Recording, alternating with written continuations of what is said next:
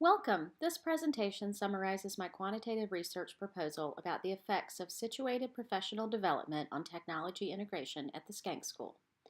This presentation was created for my research design class, EDRM 801, at the University of South Carolina. Schools across the country have been increasing technology in classrooms over the past 2 decades. In fact, a survey by the National Center for Education Statistics found that 97% of classrooms contained a computer. However, only 40% of teachers reported using them often, and the most frequent uses were word processing tasks, record keeping, and making presentations.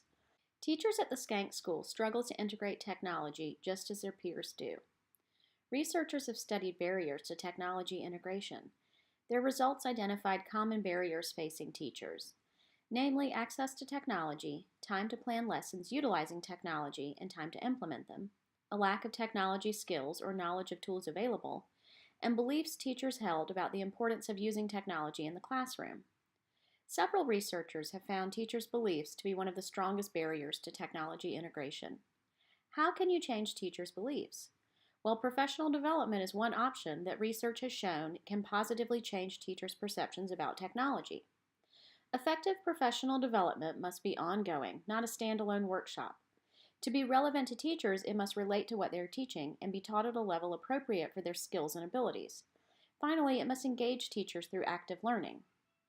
While there is a robust body of literature examining the effects of professional development on technology integration, all of the studies have been conducted in public school settings, with many of these studies taking place in a single school district. There is a gap in the existing literature of research conducted in private schools. Furthermore, there are no studies conducted at schools where the entire student population has been diagnosed with a learning disability. The results of this study would add to the literature about technology integration and provide insight into ways to structure and focus professional development at similar schools serving students with dyslexia. It would allow administrators to better plan training to meet the needs of their teachers. This research will follow an experimental design with the purpose of comparing levels of technology integration by teachers at the Skank School before and after receiving situated professional development. Participants will be assigned to either a control group or an experimental group, and data will be collected through a survey administered before and after the treatment, as well as classroom observations of teachers. This research seeks to answer 2 questions. How will teachers' levels of technology integration change after situated professional development? And how will teachers observe technology usage in the classroom change after situated professional development? For this study, technology integration refers to incorporating technology into all aspects of teaching and learning. The survey given to participants will be Christensen's Stages of Technology Adoption, which she identified as a linear scale for teachers' progression toward technology integration. The scale consists of 6 stages, from being aware that technology exists to creatively applying technology to new contexts within the curriculum. Situated professional development refers to professional development that is on-site, provides opportunities for hands-on activities, aligns with curriculum goals, and allows for follow-up support in the classroom.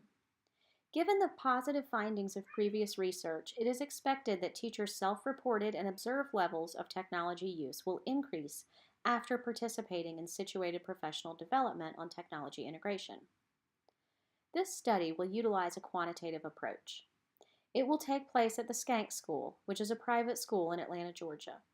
The total student population is 250 students. Participants for this study will be selected by convenient sampling and will include all of the teachers at the school, which consists of 50 classroom teachers and 5 specials teachers. This experimental study will utilize a between subjects design. Participants will be randomly assigned to either the control or experimental groups. The independent variable will be situated professional development offered to teachers in the experimental group.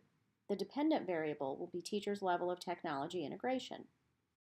2 data sources will be used to determine the effect of the situated professional development on teachers' levels of technology integration.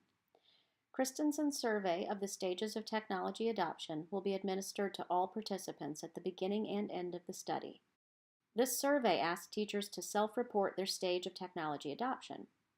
Teachers will also be observed teaching in their classrooms to determine their actual technology usage. The first phase of the study will involve gaining informed consent and randomly assigning participants to either the control or experimental group. Then all participants will complete the stages of adoption survey and be observed teaching. For the treatment, the experimental group will participate in an 8-week-long situated professional development, which will cover topics on how to use technology the school has for learning. Teachers will meet weekly for an hour and will have an opportunity at the end of each session to share their experiences with the tools introduced and ideas for how to use them in the classroom.